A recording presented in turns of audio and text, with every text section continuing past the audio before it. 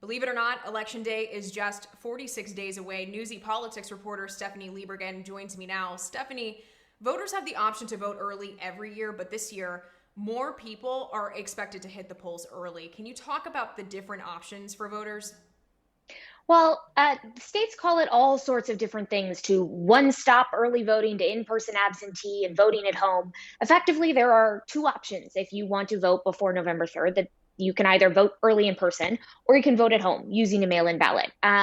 Experts have told me they expect 60 to 70% of voters this year will vote before November 3rd.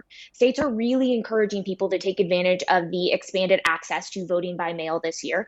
But there are still a handful of states that require an excuse that's not fear of COVID-19.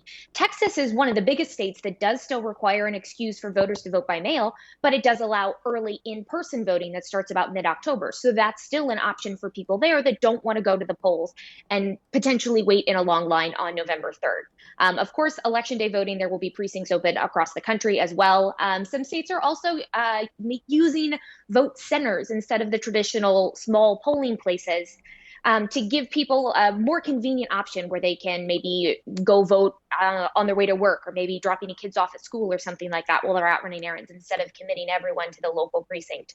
But there's states are really encouraging people vote early, vote by mail if you can.